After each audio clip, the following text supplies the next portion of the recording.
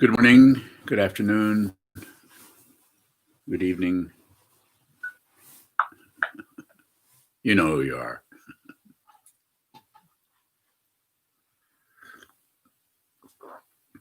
Title of the Dharma talk today is Nothing Lasts, and this is just part of the three marks of existence: impermanence, uh, suffering, and no self, anatta, or egolessness. No solid being anywhere.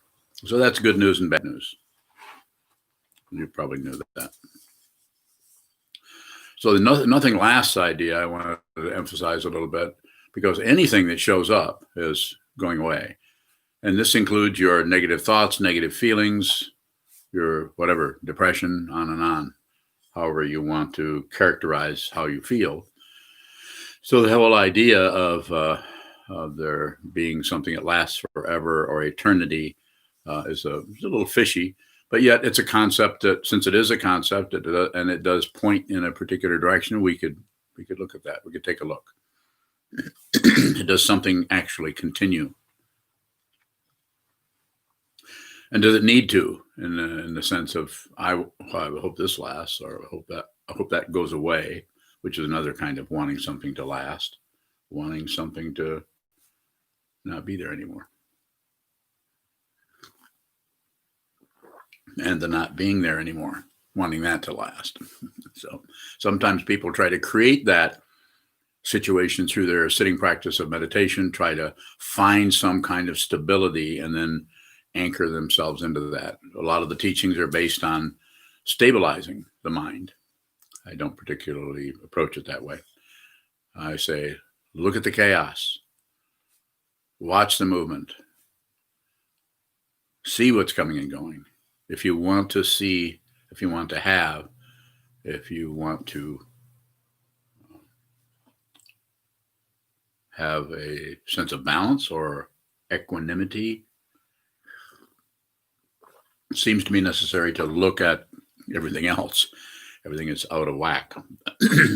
To use a simple metaphor, a surgeon isn't going to come in and work on you and look for something that doesn't need surgery. I know it's a weak metaphor, but it's all I've got. So this I didn't know what I was going to talk about. I was going to do a mountains and rivers until when you read this email from Chris Sims in the UK. And I'm not going to read the whole thing because he's quite has a lot to say here. But he's saying, assuming the Buddha after enlightenment or any individual after enlightenment is given a choice of whether to let their human body die or to have their human body or some robotic equivalent. I like that. Continue as if there's a robotic equivalent to non-existence. Continue. Which would they choose? So here's all of the assumptions that Chris is dealing with, and we all deal with. Is what is continuation? What does continue? What is the very spontaneous appearance of objects within the mind stream are discontinuous. They don't perpetuate themselves necessarily, but witnessing that can cause us, because we cling to some kind of self or illusion of a self. We want to stabilize that. So the whole idea, or the assumption there, is that somehow the Buddha's physical form is perhaps should be or could be, or that would be of great benefit to preserve that. I don't know. And I don't know what the Buddha would say. And all of the assumptions around that are so powerful. What is enlightenment? My understanding of enlightenment, as I look in that direction as a Dharma teacher, is it's less and less and less of what you think this is, and more and more of what you think this is.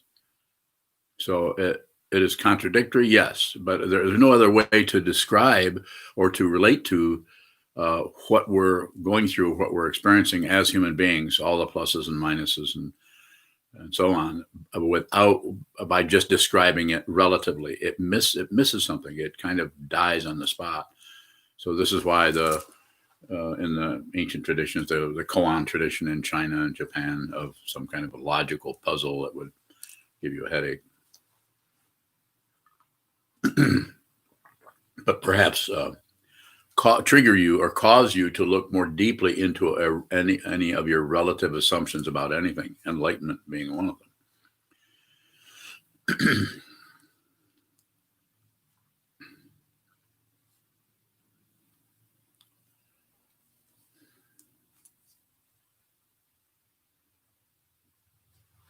So it's a very simple situation to say what does last, what is lasting. And in each of our experiences, we can notice there seems to be some kind of continuity of a disturbance. Sometimes we call it depression or anxiety that seems to quite often be, you could say, groundless or uncaused, or it just seems to arise, comes out of nowhere. And it's difficult or challenging. And then we try to maybe medicate ourselves or go to the doctor, or who can actually help us find the cause of this so we can turn it off. Deal with it. So relative truth is very accommodating in being relative. It's very obvious that this moving through space causes that. So that being the case, as you've heard me say several times, we get trapped by the apparent cause and effect of very simple dynamics that are going on in our body, speech, mind, and in the six sense fields, and including the mind. We get enamored of that because of the imputation or the belief or the the assumption that because this body-mind complex all comes together and seems to function as a discrete entity, moving through a house, going to work, coming home, putting on clothes, we go to sleep, we totally vanish when we go to sleep. I'm sure you've noticed. There's no continuity of an ego happening there. I'm not saying a self-centeredness of sorts doesn't show up. I don't know what your dreams are like, but when this situation goes to sleep, anything can happen. Any body-mind complex can show up of course, as an astral body. But nothing lasts. Nothing. Anything you can find will not continue. And so for when Chris is asking about the Buddha's, with the Buddha, and he even says, he's quite talkative. He says, put yourself in the Buddha's shoes. So I have to start with, right, he wore shoes. So, I mean, I'm being silly, but I'm just saying, you can't really put yourself, what do they say? Walk in my moccasins or something like that. And they're just ways of talking about it to help us look at this person's experience, my experience, the other person's experience, the experience of any kind of conscious entity is going to be vastly different than everyone else's. So there's no way I could think of what the Buddha would do, or whether he would want to live another 80 years or thousands of years. And I assume he's talking about the physical person, the Buddha in ancient times, 2,500 years ago, dealing with the society and the people and all of these students that he had and so on. And would he want to continue? He might. There might be some kind of relative situation going on. But what he understood, what he awoke to, as I understand it, is there was no desire for something else. That everything that he saw was just what it was. It was not some kind of separate situation that was coming and going. When His Holiness the 16th Yalwa Karmapa, and when he passed away, passed into parinirvana in 1981 near Chicago, he said to the Vajra Regent Ursel Tenzin when he was dying there, maybe his last words, I don't know, but he said to the Vajra Regent, nothing happens. Nothing happens. And so he wasn't particularly denying relative truth, but he was just saying fundamentally, ultimately, he was endeavoring to help the regent, as I understand it, see that even though Regent was crying, was upset because His Holiness was passing away, that he was trying to say, if you were to say it in a sentence, fundamentally nothing is really happening. There is change coming and going, but that which is changing is not separate. It is ultimate truth, relative truth, not two different things, but you have to see relative truth. You have to see the constant change. And the other thing that happens that gets in the way of seeing the constant change and see that it is actually the reality. It is ultimate, but you have to, I can be a little bit, talk about it in a little bit more imaginative way and say, you have to see that you're not separate from that situation. I was going to say merge with it, but that's sometimes talked about. And I think that's, you can't merge with something you already are. You just have to stop covering up your true identity. And how do we do that? Look at the falsehood, look at the confusion. The very thing that often people, when they sit down to meditate, they immediately want to stop their thoughts. I can't stop my thoughts. I said, you don't have to stop your thoughts. But I feel like crap. You don't have to stop feeling like crap. Well, then why would I meditate? So you can stop feeling like crap. But I haven't stopped feeling like crap. So maybe I'm doing it wrong. No, you're doing exactly right. That's what the surgeon looks at, is to remove the cancer. So just say it literally. And what you're doing is seeing there isn't one. There is no separate situation happening. And so even the idea of change, you've seen fundamentally, nothing actually occurs. Another way of saying that is everything that occurs, everything that seems to come and go and appear and show up and go away and run away and come back is an illusion. It's a dream. That's not something for me to believe or for Chris Sims to believe, or for you to believe, but it's something you could actually look at that when you sit down and look at what's coming and going. Do nothing with it. Don't add to it. Don't subtract. Don't judge that. And don't turn away or distract yourself from it. And if you do any one of those three, then just observe that. So don't go to war with war. Don't add conflict to conflict by fighting with it. And also don't necessarily, this is some of the questions, if you have them around this, I will try to respond in a way that's helpful. You don't have to ignore it. You don't have to accept it. Accepting negativity is just observe, because then you turn into this wonderful acceptor because it works. I mean, it works to accept the situation, but it starts to fluff up that part of the ego that's been waiting for a credential just around the corner. Say, if you keep going this way, if you keep looking at nothing in particular and everything in general, I can't live here. There's no oxygen for me. But if you start accepting things, then I could come in as the one who accepts things.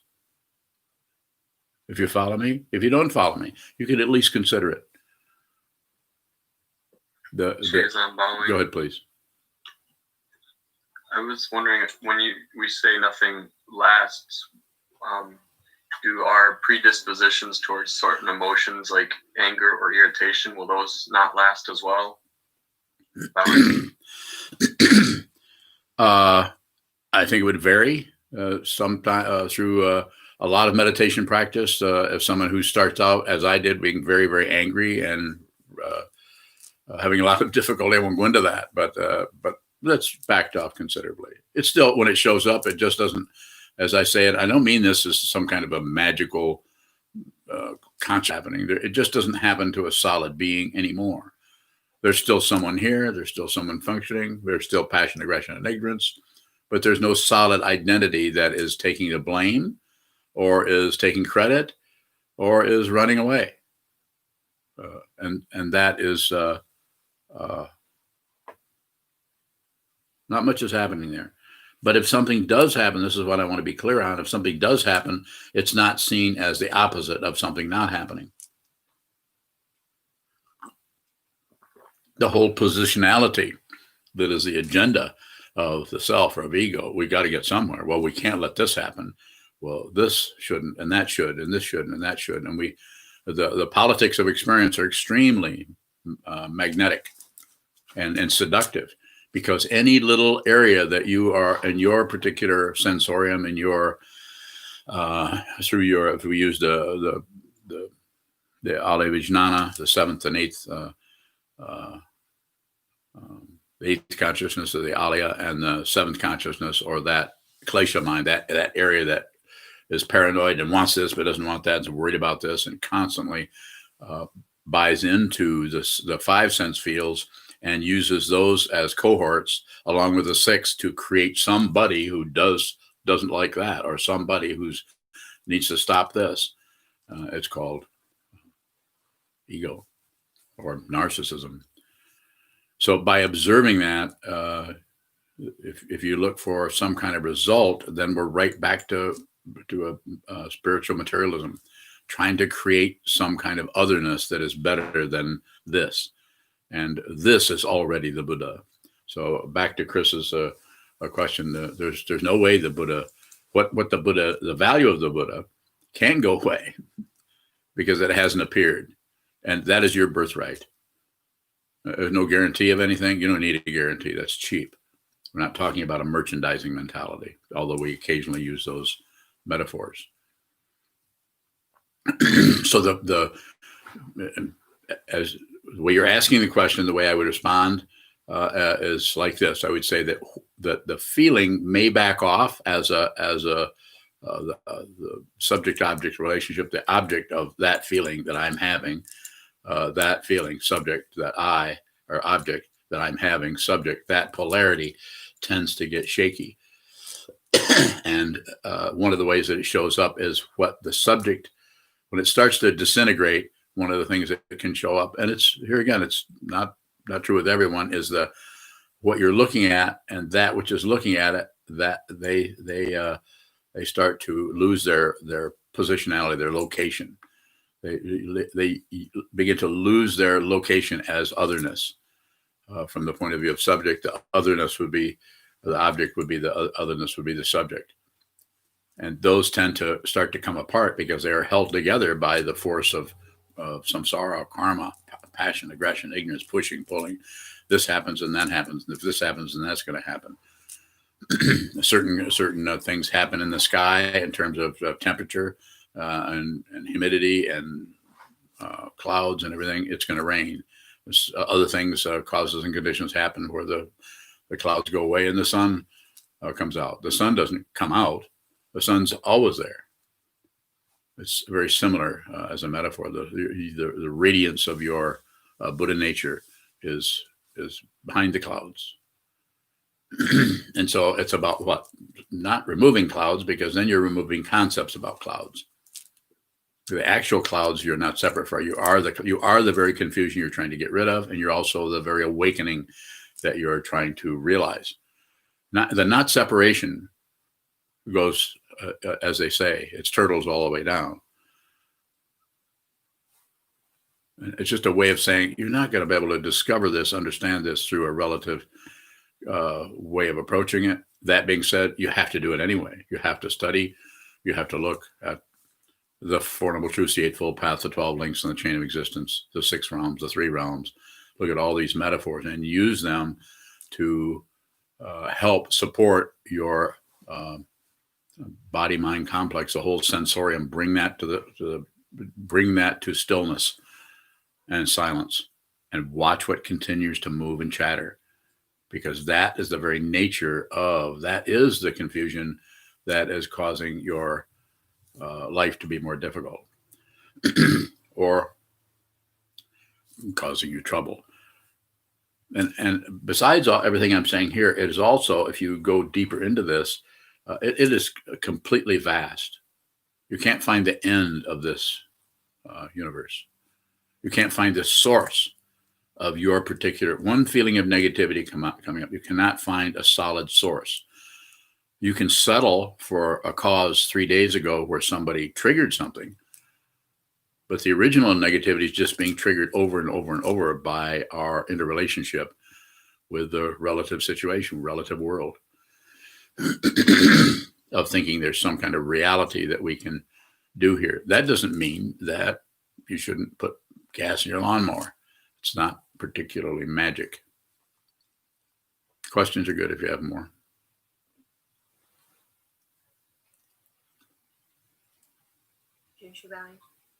A question from Raphael in New York. Yes. I once had a moment where the fact of the words "nothing happens" and "nothing lasts" really struck, and it was so crystal clear. I had a visceral reaction to it, but immediately it made me feel like I was having a panic attack, like the fact of "nothing happens" or any of these ideas was too strong to see and sit with. Is that a normal reaction, or was I just lost in thoughts? Well, it's a really normal reaction for an abnormal person, but it's not so normal or abnormal for a normal person. So which one are you? And of course, it's a normal reaction. People, if you start to get flashes of emptiness, this isn't like, oh, let's celebrate. Everything is empty of what I used to think it was. It's more like, if this keeps going on like this could be absolutely devastating for my apparently a balanced mind. It functions differently with everyone because the causes and conditions, which are, if I were going to count them, I'd say 30 trillion, if you need a number. Those are the things that are behind your personality, whether it's Sokuzan or Mike or Wendy or Katie. Everything that's happening to you right now is as a particular experience or something that's showing up for you. The source for that is you can't find it. You can find sources, but they're all are aligned with something else. And then this happened, and that happened, and this happened. And all you have to do for that the leading edge of that emotion to surface through that membrane we call memory is to have somebody trigger it. And then in order for you to deal with it, rather than be responsible, the ability to respond clearly and honestly, in order for you to be not blame, so you can respond. So you're responsible for your feelings. No one's pouring a bucket of emotion into you. Someone comes up, they may have a scowl on their face. They may intend to hurt you. They may be feeling grouchy and would like to dump those negative feelings they're having on you. So they start out, and then that resonates with the leading edge of those tributary streams flowing in the darkness that are countless and that do not show up, do not support a self if you see it. If you don't see it, then it feels like something is supporting me and something is threatening me, and I think it's that guy. And if it weren't for him, I wouldn't feel this way. Well, that's probably true. If it weren't for the earth, there wouldn't be trees. There might be trees, but they have their roots in the air. So cause and effect, cause and effect.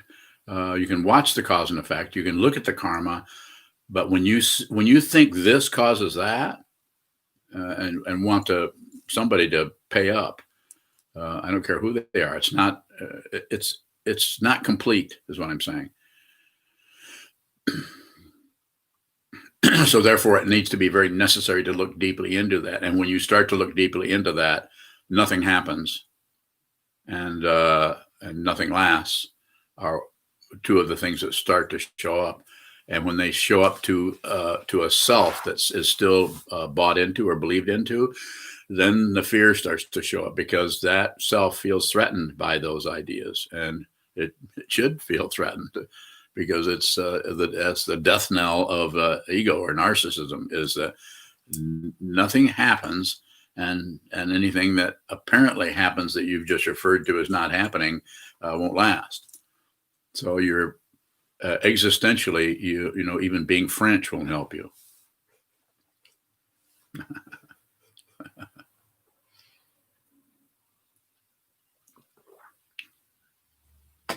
Son Hobauer. Go ahead. If we know that suffering is born of wanting things to be different than they are, but you go into prisons to help people with prisoner rights, can you say a bit about that? Yes, you meet things where they are. People show up on the Zoom screen. I teach. People invited me. My goodness, when was it? Back in the late 90s in Minneapolis will you come into prison and teach meditation? And I remember my idea about it at the time. I'm not sure if this is responding to your question or not, but at the time I thought, why would I do that? And then the person inviting me said, well, they want somebody to teach meditation. And I thought, well, that seems like an odd place for somebody to want that, but it's the perfect place. I mean, those are, thought balloons from the hell realm. Help us.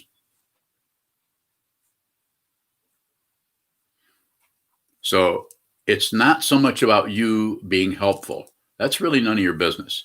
It's about your intention to save all beings. Put others before yourself. You don't have to do anything else. As long as your attitude is to save all beings, help others, then that will show up as it needs to, because then you're no longer denying relative truth. You could say, even harmonizing yourself with dependent origination. You no longer have to be a special person. You no longer have to be noticed for all of your good qualities. And the beautiful music you've composed doesn't necessarily have to be acknowledged. I mean, it's nice if it is. You also don't go the other way and say, oh, it's nothing. It's nothing. I mean, you also wouldn't say, yes, I'm a great composer. It's about time you noticed what I've been doing. So it's again, middle way. You notice that, but it doesn't find a dense area of the consciousness we call a self that's greedy, that wants its way. So by going into the prison and seeing human beings trapped in a hell realm, not of their own doing, there's no blame there. They're causes and conditions that arise. That just happens to be the leading edge of their tributary streams flowing in the darkness. You could go in and say, as a story I've often told, I can't remember the fellow's name, Afro-American man went, young man at 15, because his family was collapsing. He found his family in a gang and they robbed a party store. Somebody died. He wasn't even the one that shot them, but last time I talked to him, he was still in prison. He'd been in there. He was in his 40s. So you do the math.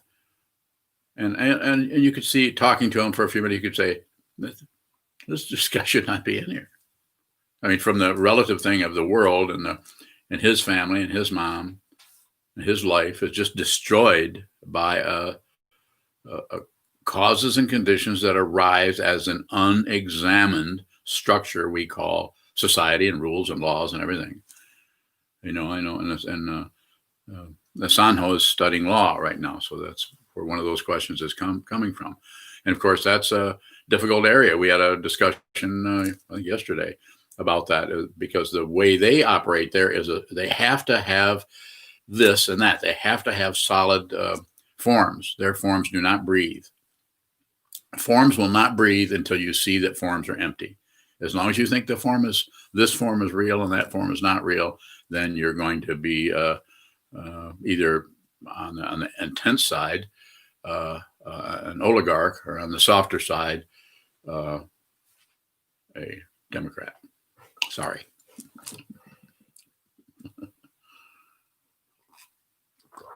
Sure, bowing. Yeah, please.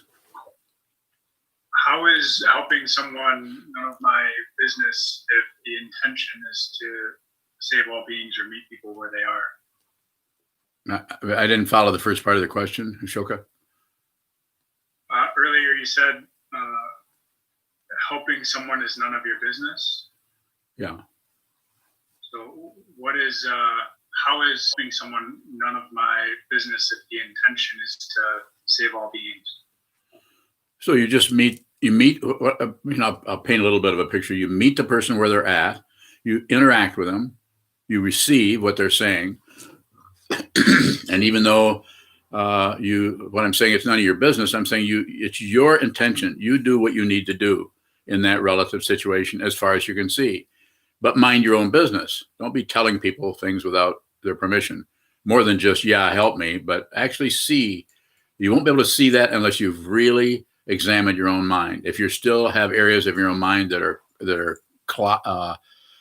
cloudy or are shut off because of your own personal fear of seeing emptiness, then it's going to be difficult for you. That's why it's called a practice. That's why you need this structure of the Buddha, the Dharma, and the Sangha, so you can have a teacher that will meet you where you're at and help you where you're at, rather than just tell you what to do and order you around. and also a sangha that you can relate to that's not going to let you off the hook.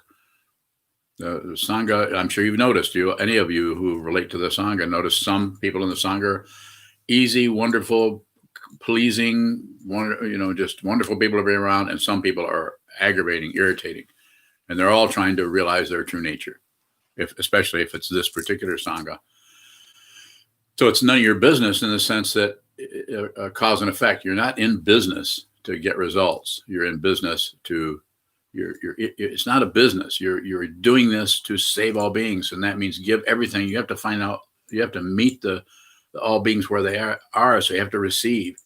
And if you're receiving, and let me be very literal about it. If you're on receive, you're probably receiving 4,000 or 5,000 aspects, moment by moment. They're just flooding you, and then the ego mind will put those together and get an agenda, or get up cause and effect, or right or wrong, or up and down, back and forth, and invest in this but not invest in that, or don't pay any attention to her because she's not treating me with respect, so I'm not going to help her. Or this person over here is actually criticizing me, giving me a hard time. I'm just trying to help them. How many times has your mother said to you, well, I'm just trying to help you, or I'm just doing what's good for you, as they whack you? Maybe you didn't have that experience. So meeting everything where it's at means that you also meet the open space that is always going to be there. Ego would call it uncertainty or insecurity, but wisdom mind it's just space. It's just space. And if it does have a form, it is called respect. Respect the confusion of others, even if that confusion is showing up as not liking you, or being full of anger, or showing up in your mind stream as a really difficult, challenging, or threatening person. You could say, give it some room, or see the space that is not separate from the very anger that is arising. It's always spacious. So it's none of your business and to go in and try to change that into something better. No improvement projects. If you have a project, the project is awareness. See clearly. And that way, the self-centeredness begins to lose its nutrition, because you're just on receive. And what you're receiving is what?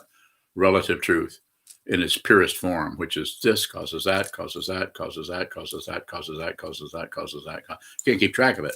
And if you try to keep track, you'll find out what? You can't keep track of it. That's kind of what meditation is about, watching what comes and goes and comes and goes and comes and goes.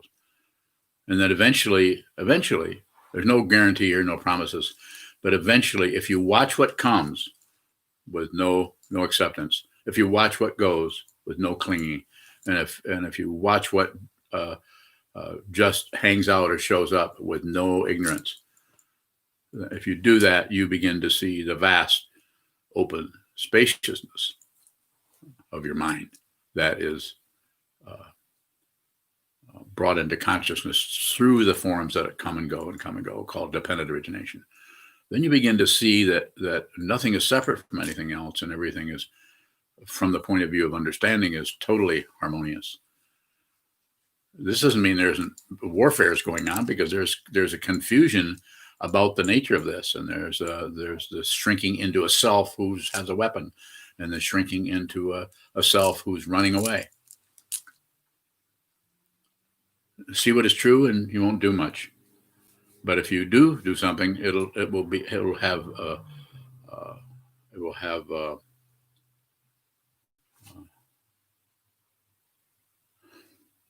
I can't think of a relative word. If you do move into it, it will be part of a huge matrix. Even the Buddha was moving as his body went away, was moving into this incredible matrix. How is that showing up relatively? Right here. It's called a bloodline. And even if the bloodline is completely cut, it will come back, because it's not tied to relative success or failure, even life or death. Michael Bowing. Yes. When mad at you, when someone's mad at you, what is the difference between accepting that and receiving that?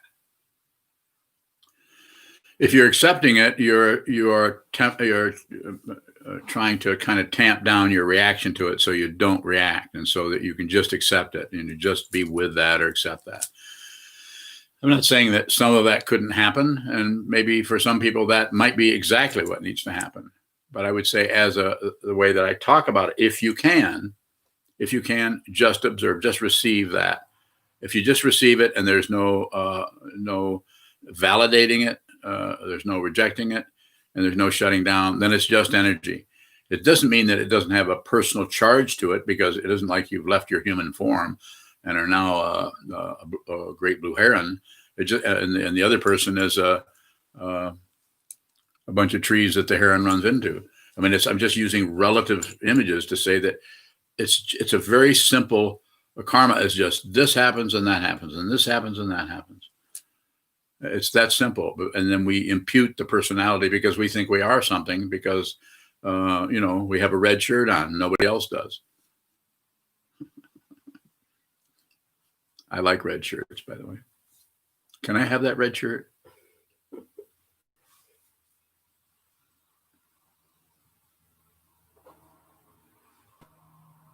Yes, I've got another. That's not what I asked you. You could keep it. I would only take it if it was your last one.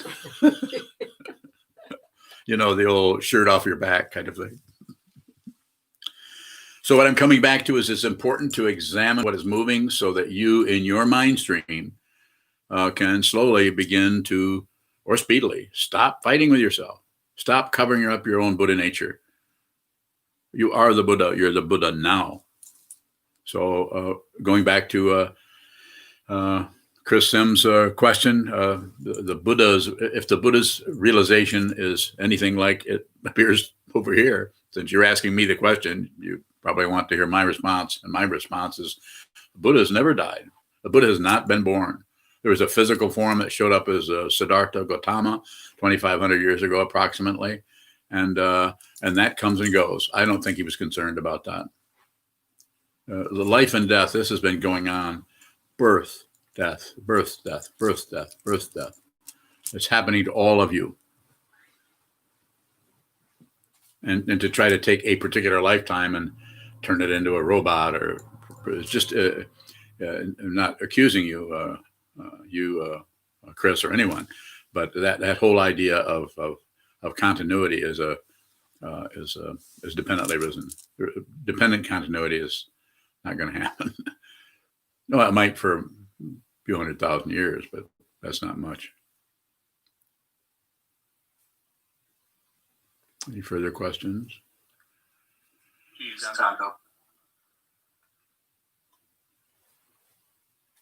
What was that? Sanho and Jiuzan both had a question.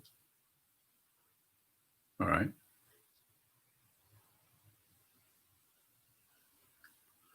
Sanho bowing, I suppose I'll jump in. Given discontinuous identity, is there any point in holding anyone accountable for anything that we think they've done? Sanho bowing. Yes, I think you can hold someone accountable using your words, but that accountability has to be just that, nothing else. There's no consequences.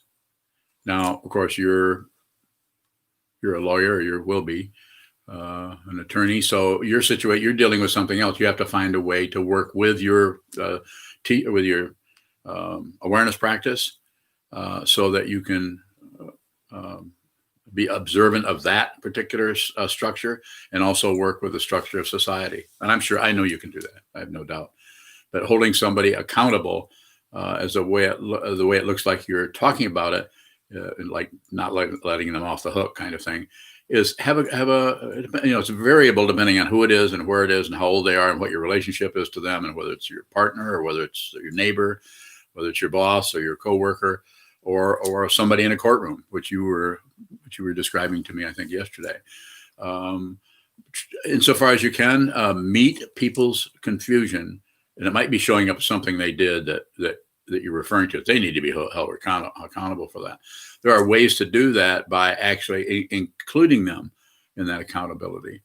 And maybe not. There are some people that are so unaccountable that you can't even have that. But I'm thinking that there could be a way that you could be, and this is an important thing that I say often, respect people's confusion. Don't necessarily go in with your ideas or your judgments, your evaluations on top of it. If that happens spontaneously, then it's an awareness practice. Just be aware that you're biased. Be aware that you're prejudiced. You're actively being prejudiced against someone who did something, but you've not really looked into the causes and conditions that created that. Our court system is full of that kind of, letter of the law thing. And all letter of the law things, we need to keep this as far away from the spiritual realm as possible. There's too much subjectivity there. So we need to not let it go into that. Whereas the aliens have totally solved that problem. They no longer have issues like that. But that's for a later talk. I see Takudo is joining us. Takudo is my son, Mason. Further questions? You said something about the original negativity being triggered. What is the original negativity?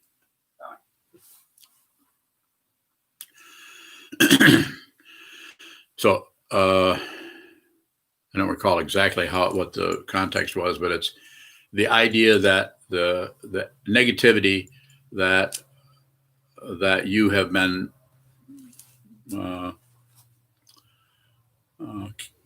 you have built a shelter for, and is no longer bothering you anymore. That original negativity comes along in the form of someone else's words, a trigger, someone else's actions, a trigger.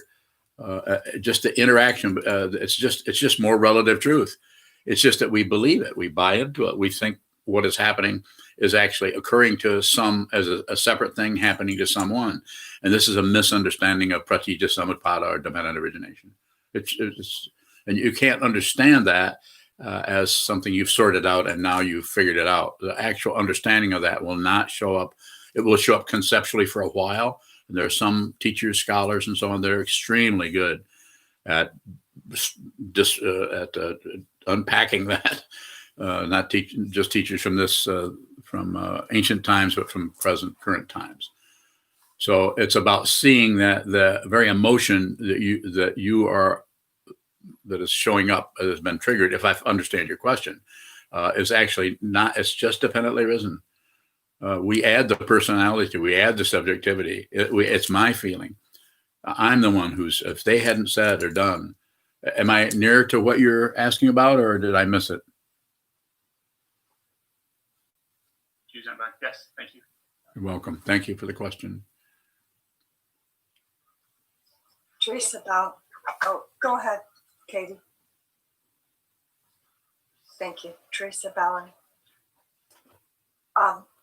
In sitting with negative emotions and such, I seem to often get too harsh with it and try to sit with it. But it feels very artificial to try and be friendly or kind. The whole idea of being friendly with an enemy. I follow you. What's your question? I follow you. What's your question? My question is how to find the middle way of working with negative. Forget the middle way. Emotions. Not that we should forget the middle way, but let's wait for the middle way to show up to us so we can see, this is the middle way, rather than try to find a middle way. Finding a middle way is a very nature of polarity, is try to find, how am I going to find the middle way? I've got to balance all these angels with all these shitholes over here. And that's what it becomes some kind of a project for us. And you don't have to do that. But I would say be very direct with it, Teresa. If you're having a lot of negativity, get up off the cushion, go for a walk in the sunshine, read something that's been inspiring to you. Actually, Don't force that kind of situation. Yes, I have something set up called block sitting. That's 4 hours of solid sitting, but that's not a requirement. It's just a recommendation. And that recommendation is not just sit down, strike the bell, and sit there for 4 hours. It's sit down, strike the bell, and then 4 hours later, ring the bell again. That is the form. We use time as a form. And then if you can, based on your practicing Buddhism, you're practicing meditation, as much as you can without a struggle, sit still and look at the wall. But everything that is moving is fair game. This is usually not taught unless they do walking meditation or some other approach that I don't particularly teach. But sit down, hold still, watch what moves in its minutia. In other words, thought patterns, thinking, feeling bad, feeling like crap, feeling worse, getting a little bit better, but now feeling worse again. What am I doing wrong? Feelings. What am I doing wrong? Is there another way I can do this? Is there something else I should study? Should I go back to Vipassana? Should I go back to my old teacher? Should I murder my current teacher? That might help. I mean, I'm being silly about it, but I'm just saying you will watch what comes and goes and comes and goes and comes and goes. And then what needs to, if you're really hearing what I'm saying, be kind to yourself. Meet your confusion where it's at. If you do that, you will stop pushing and you will actually get up off the cushion and go have some tea. Or you might get up off the cushion and go for a walk. But you're watching what's moving. Body, mind are not two different things. They just look like it. And they look vividly like they're separate. This is why we do this. Body, mind, and speech. Body, speech, and mind coming together. Thank you very much. I have no complaints whatsoever. But yet we're full of complaints. But the intention is not to fight with that, but to generate bodhicitta, or the mind of awakening, or to tie into something that is not even our property, that is our birthright. You can do that, but you can't do it by covering up the feeling.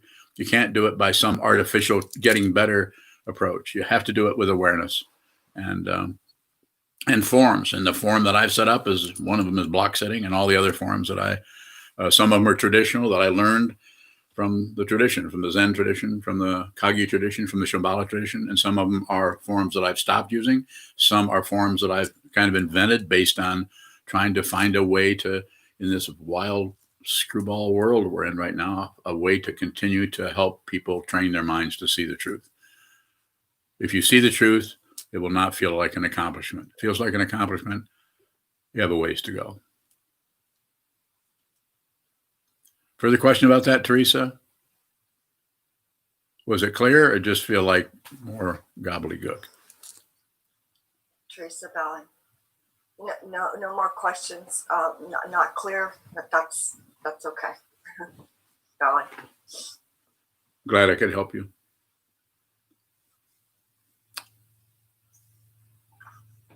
Katie Bowling. Go ahead, Katie. You were talking earlier about helping people only when they ask, and Well, wait, stop. It's obvious that they're in pain and maybe need some help. Stop. I didn't say help people when they ask. I said only help people when you have permission.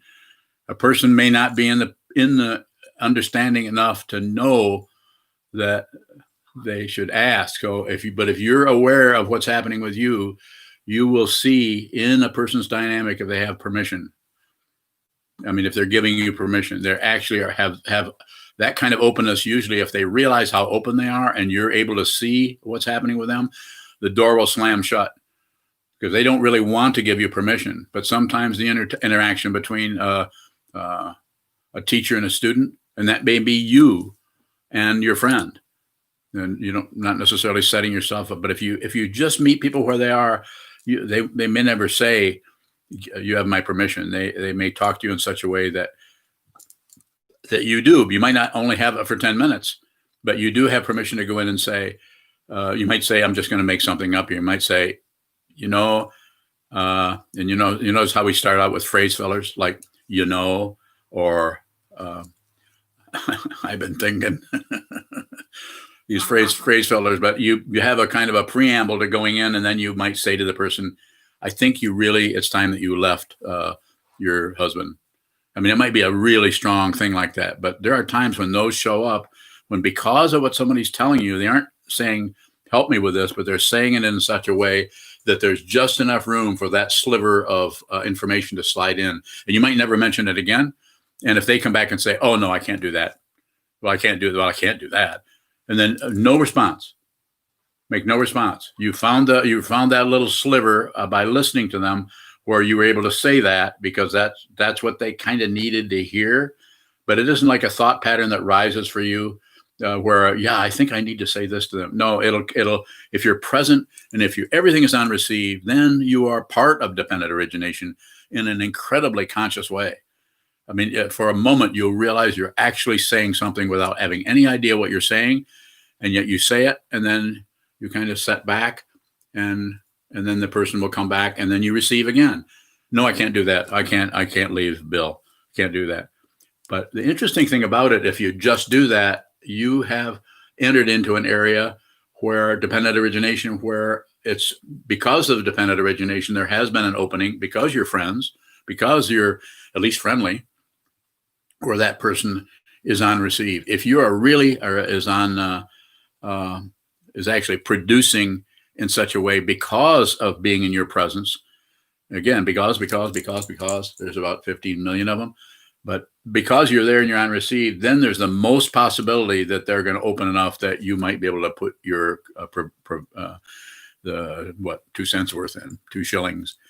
You might be able to say that, but then there might not be any more permission, and you would stop. You would not say anything anymore. But you've already entered into their particular personal mandala and acted because what you saw was the truth. Does that make some sense to you?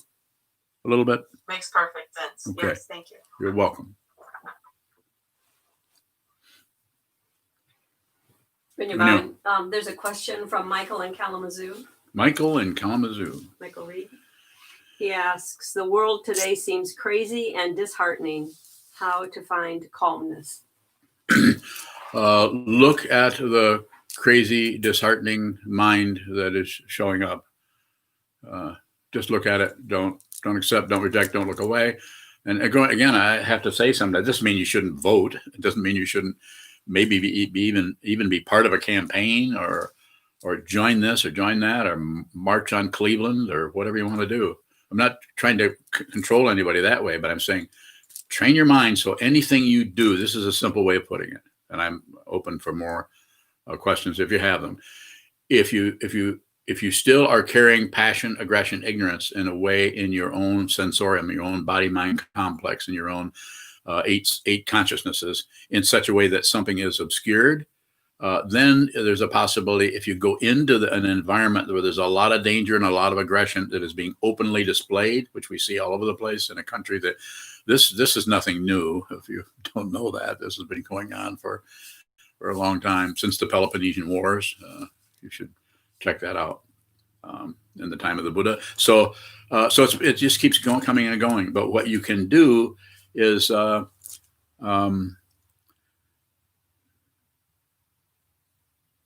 if you're aware of this doesn't mean you have to have no aggression or no grasping or no ignoring or shutting down. Just be responsible. Just be that. Be the negativity you're trying to get rid of, and then the negativity itself falls into a proper relationship to dependent origination, pratitya samutpada, which means that it's no longer sourced as an ego who's feeling that way. The ego is starting to diminish, or maybe not diminish, but lose its foothold lose its territoriality. It's beginning to, as it says in the Heart Sutra, Mukhe Ge Ko, without walls of the mind. Well, those walls which never were walls, but they just start to become transparent, or they collapse, or we find that we can walk through walls, and everything starts to open up. And in that way, that place that you're going to, maybe the Republican National Convention, I don't know where you're going to go, unlikely. But wherever you're going to go, you're responsible for your passion, aggression, and ignorance. So no matter what happens in your environment, you meet that where it's at, and not come in with your own aggression and go to war with them. Which is what's happens quite a bit. Is the people who are more warlike arm themselves first and grow long beards and wear swastikas or whatever and have AK-47s and march on governors of Michigan, I think it was. It's a startling thing. And then that triggers the anger in the people who would never think of doing that themselves, but kind of want to fight back in kind. It's just the very nature of warfare. Go read what Wikipedia says about the Peloponnesian War, and you'll see the same things going on. In what was that? 483 BC, something like that. Or the rise and fall of the Roman Empire is another one. Go ahead. Kevin Bowing. Go ahead, Kevin. To that notion of negativity continuing through the ages, I don't know if you recently saw an article about how Philip Guston, the painter, was meant to have a retrospective this year, but because his show depicts hooded figures that are, comical spins on the KKK, Mm-hmm. the museums have pulled it until after the end of the next presidential period. So for 4 years, what's happening there? What's happening there is ignorance and control and manipulation, and it always shows up in the arts, because the arts that's an open dimension, and it's a spiritual dimension. I mean, it might not always look like it because people make a lot of money and everything, but it's Philip Guston was he didn't have the benefit of having a spiritual guide, but he was on a spiritual path. That shows up lots of different ways. Sometimes they're on a spiritual path, but they don't have any help, so therefore they end up like Van Gogh. Was incredibly gifted, and yet because of his own difficulty with his own thought patterns in his mind and not knowing how to handle passion, aggression, and ignorance, ended up killing himself, standing in front of one of his greatest paintings, or Crows Over a Cornfield. He just finished it. So, but Guston had a hard time. If you read his biography, Night Studio, written by his daughter, had a difficult time. So you say that the arts are particularly susceptible to manipulation, ignorance, and control. Is that the kind of corporatized mentality that's trying to make material a spiritual endeavor? Yeah, it's a yes, it is. It's trying to materialize it. It's more materialism. The very word corporation means body. It means they're trying to embody, they're trying to take everything that's out there that is coming and going, especially artistic production. That's something people like. They pay money for. There's fame there, and if they can get a hold of that, they'll make money on it. And they generally don't share it. If they do it with foundations, so they get a lot of credit, and they continue to make their evil products, whatever they may be. Boeing 707s or AK-47s. And those are dependently risen too. They're not blaming even the people who rise to be oligarchs. So it's not their fault that they're obliterated by their own greed for power.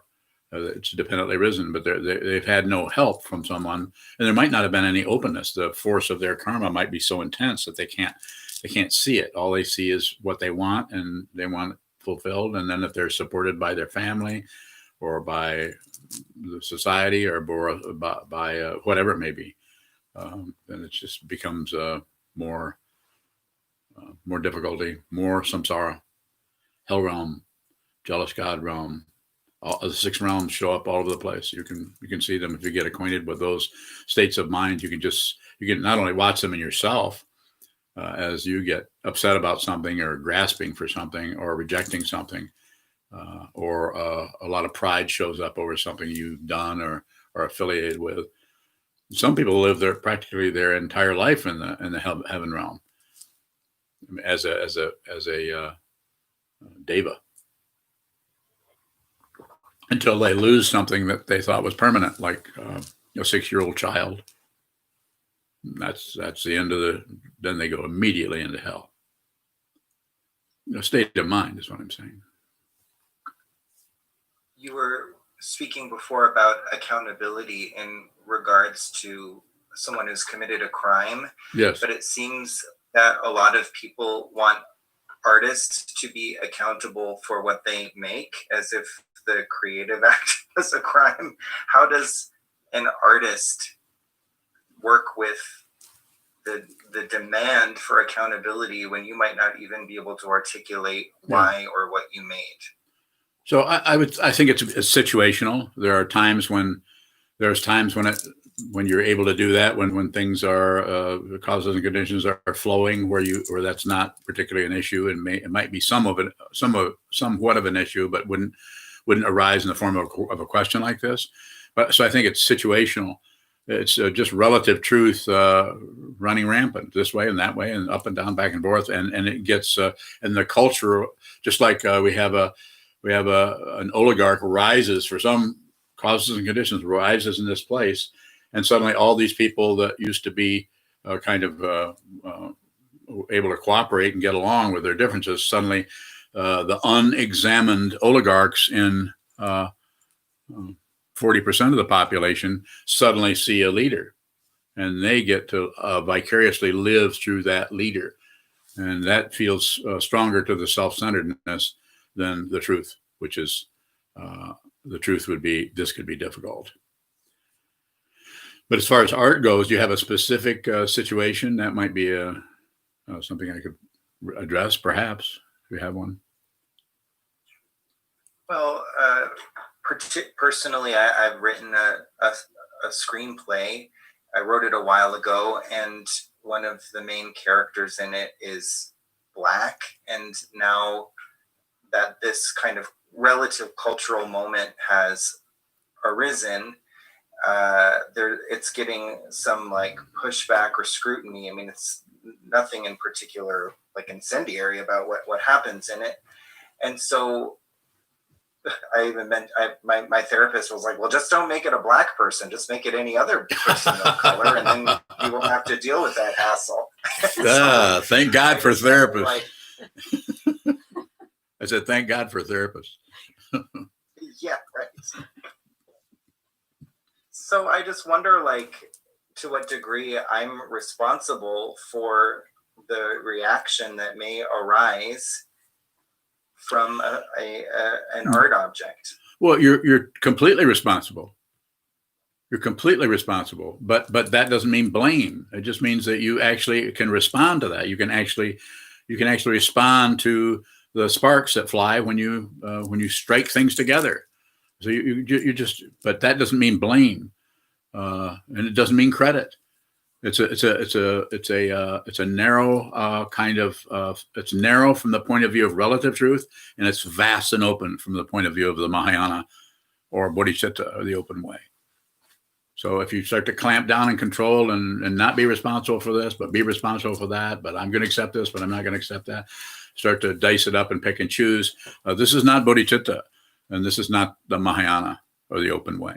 So I would just say, if it shows up in the form of a person talking to you directly in your face, just appreciate them. And this doesn't mean agree. You could say, it just looks different over here. So I kind of see what you're saying, but it just looks different. And then if that isn't, sometimes all people are looking for is just some kind of a response. They want you to know that you really see that their indictment of your situation, or their review. These days you'd call it a review of something. Maybe you could just be appreciative and say. You might even lie. You might think, this person, your actual feeling might be, well, this is ridiculous. This person's an idiot. That might be how you feel. But instead of doing that, you would be responsible for how you feel. This person's an idiot, but you would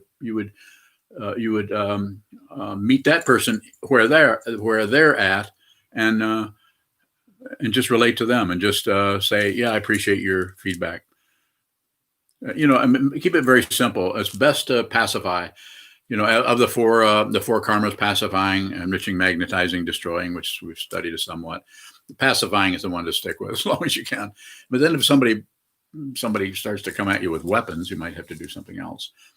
But don't validate or invalidate, or any artistic production is totally it is totally personal and totally universal at the same time.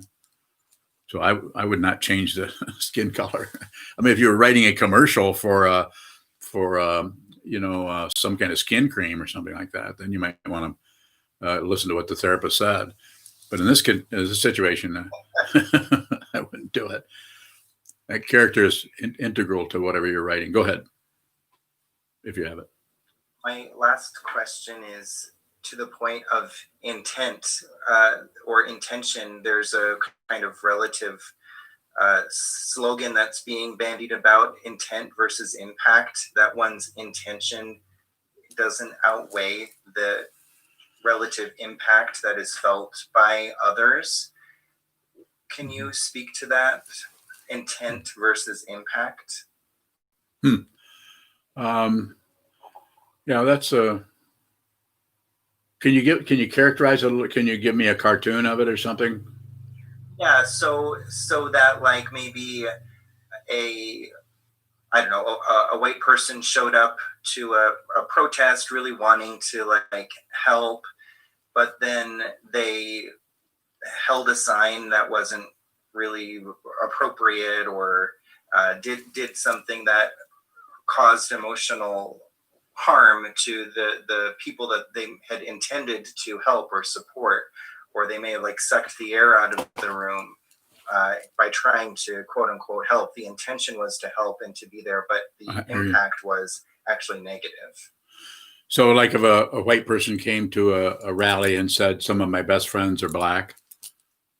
Yeah, exactly. That kind of, yeah. I would think there again, I think it's situational. It depends on it's situational. So if you're that person's, if that person came with you, or if that person is standing next to you, I mean, you could be very direct with it. I mean, if you have their attention, and which is part of the permission, start out by saying anything, whereabouts you're from, or excuse me, looking at their age might be different if there are other people with them. I think interacting and getting a personal feeling for who they are in some way. It might show up in some way if you're just on receive, if you're just not shutting down on the sign and shutting down on the person, so that you're just operating out of your judgment of that, which this is not going to work. You might realize that the person, to see what the intention is there, the person might be intending for it not to work. It might be a deliberate monkey wrench rather than a mistaken one. So maybe finding that out first, and then if it seems like this is deliberate, then you could be more deliberate, because you're getting permission from the relative situation that's showing up in front of you, which doesn't mean go to war, but it just means that sign might not work. Yeah, something like that. That's helpful. Yeah. In going back to Philip Guston, he was a person who was showing, it seems, he was reflecting through mirror-like wisdom his world, showing these like violent images, yes, or these clan members. Yes. And now, 40 years later, like his intent may well have been to be with all things and to reflect clearly the world, but now people look at that and they just say, "Oh, it's a hooded figure. We've got to get rid of that." So the impact of his clear seeing might well be received as negative. And I guess that was what I was really thinking about. Receiving, if you're actually receiving, and you're a human being, a living being, and if your intent is to be with all things, as a bodhisattva or as an enlightening being, then you won't know whether it's good or bad. You just won't know. We will know. You just see a little cartoon white figure with a pointed hat in a cartoon car. Those are great paintings. But people then put on top of it, people are looking for reference points that supports their view about the negativity, that supports their view of whatever nationalism, white nationalism, black nationalism, pink nationalism. Any kind of positionality is not going to work, including patriotism. Sometimes when people, my dad, who was 26 years old when he was killed in Germany, my relationship to that is I know he didn't want to go. So, should we thank him for his service? Yeah, thank you for dying, Dad. And I went in the Marine Corps not knowing what this was all about and was there, and had to find out firsthand. And then my son, Austin, who I'd be shocked if he was watching this, and my other son, Mason, was here a while ago. I think he might still be here. But it's not right and wrong. That's so much extra. We're relating, any human being is relating to relative truth as it appears for them, and then they, out of their defensiveness or their supportiveness or their agreement or disagreement. That's why I say don't agree, don't disagree, don't look away, don't agree with it, don't disagree with it, and because you're probably agreeing with your concept of it rather than the actual thing. If you actually fundamentally agree with anything, you're not separate from it. This is true agreement. If you really, really see that something is horrible, then the only way you can understand that is to not separate yourself from the horror. If you separate yourself from the horror, then you relate to the horror as a concept of what happened to the Russians and what Stalin did to his starving all of his people back in the 1930s. You look at it as a concept.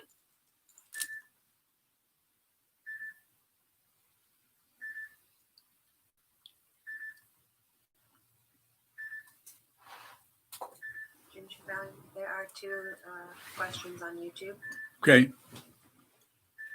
One from Joseph in Kalamazoo. Last night, my brother, who lives in Eastern Oregon, volunteered that he was thinking about going to Portland to have some fun with idiots. What does permission look like?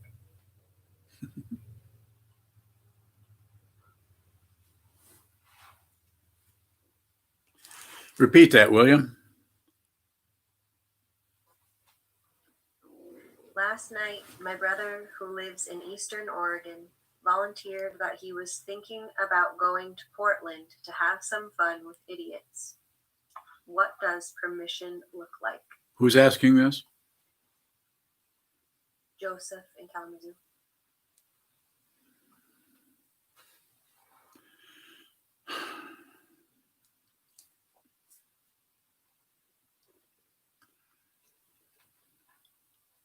The way it looks, I wouldn't do much with it. I think it's still situational. I wouldn't break off anything. You have somebody saying something, it's hard to say fundamentally what they even mean by that. So I would give it a lot of room before you come to any conclusion about anything. The conclusion that we come to needs to come out of a clear seeing of dependent origination. And that can just, not that you're particularly enlightened, but you can actually see that it's a much deeper situation than just you shouldn't do this or you should do this or jump in there too soon, so that you actually prevent the person's native or original intelligence from seeing clearly what this is. Have to be respectful of people's confusion. So, because there's always the possibility that even though confusion is showing up, sometimes called patience, the person's not even sharing something with you. Might be sharing something with you because they expect a certain kind of response, which may actually help them go further into their labyrinth of confusion. I say this over and over again. And I don't mean that if somebody's stabbing their neighbor, you shouldn't do something. But I'm saying less is better. Slow down. Trying to think that there should be this outcome and that, not that outcome. Very nature of confusion. We do it all the time. We're always judging and evaluating and coming to stupid conclusions. When I say stupid, I don't mean to be critical It just means to be descriptive.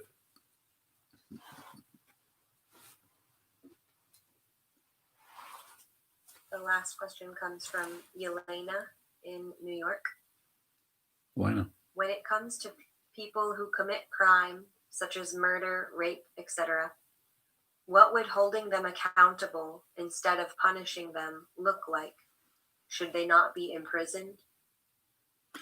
Well, you know, I'd have to go off into some kind of well, let's see here, we could do this, we could do that. I would have to, I think they could bring together some kind of a council, which the councils aren't the greatest things to sometimes, but some kind of a mutuality. And there's something called restorative justice. I know you've heard about that probably, but that's on the right track, I think. That kind of bringing the so-called wrongdoer and the so-called right receiver together in such a way that you can see if there isn't some way you can handle that. If somebody is abusing someone else, there might be areas there where they have to be confined, but we don't have to confine them in a, I mean, if someone is murdering people, and rather than just saying, well, if that person did it, we have to lock them up, we have to hang them. It's an insane, primitive way of working with society. We have to be respectful of the confusion rather than just blame people for it. It's not that they didn't do it, but the causes and conditions that arose for that person to rape someone or to I mean, are just undiscoverable. But what we could do is use what I sometimes call just the leading edge of the situation, which is this crime and that person, and we can meet it where it's at and have a discussion with it and see, because every person who say rapes or every person who say does this or that or the other thing, there's all kinds of karma behind that. Some people actually rape because they've been raped and they don't know how else to. And as you know, I'm sure you all know, sexual energy is extremely powerful. I mean, it just goes, it bypasses an apparent self and the seventh consciousness as someone and goes into something. I have to have that. And to ignore that whole thing and just take this person, there's like a little box of Kleenex, and put them in a box and lock it. They're not a box of Kleenex. You just locked up the Buddha, even though they were raping, or even though you can't do that. And when I say you can't, of course you can. You can do it anything you want. It's a relative situation. Peloponnesian War, rise and fall of the Roman Empire, the rise of Nazi Germany, the dismantling of this democracy. So anything can happen because it's dependently arisen. So I'll paint a little bit of a picture here rather than go on too much about it. You could actually see that every single rape, every single murder has different kinds. So they should probably be treated differently. Some people, like Charles Manson from the 1960s, that murdering person, some people are just completely insane, and they get their insanity by refueling the fact that they're locked up and the fact that they're evil and they like it. And that's just the other end of egocentrism is the king of hell.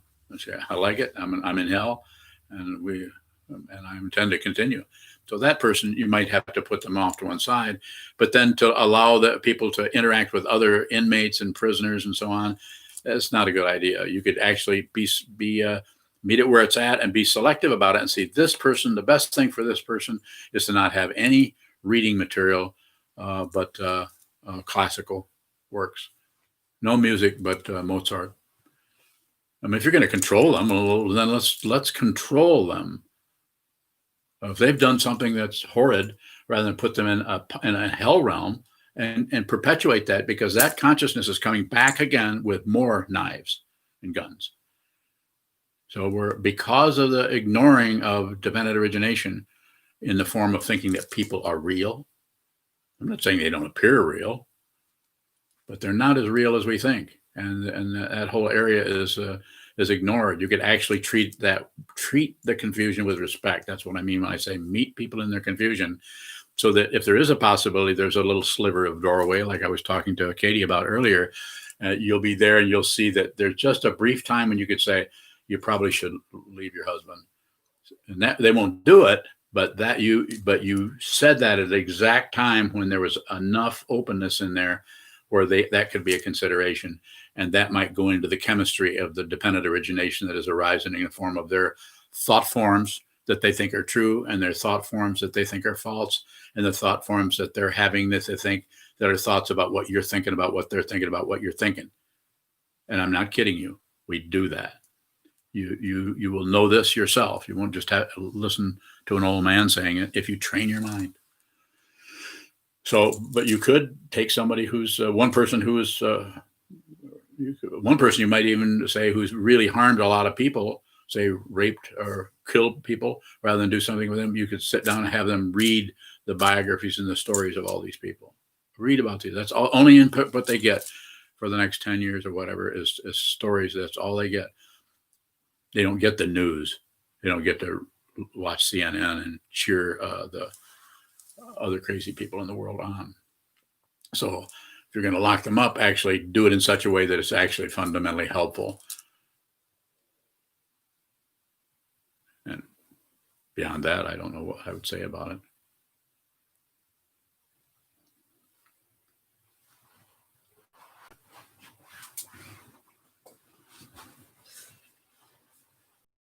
We can dedicate here Okay. from the monastery. In the monastery, okay.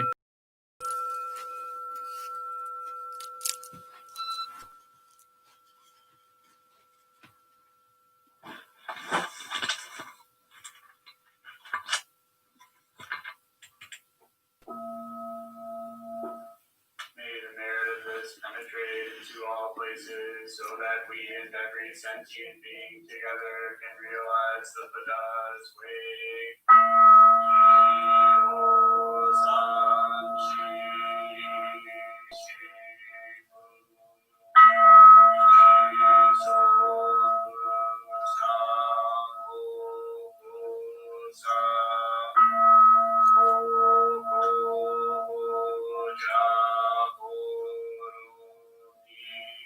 The 10 directions, the 3 worlds, all Buddhas, all venerable ones, Bodhisattvas, Mahasattvas, the great Prajna, Paramita.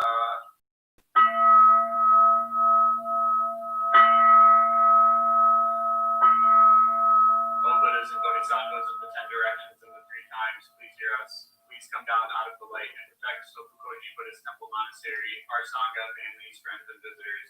Heal everyone who is unhappy, sick, or suffering, and fill them with light.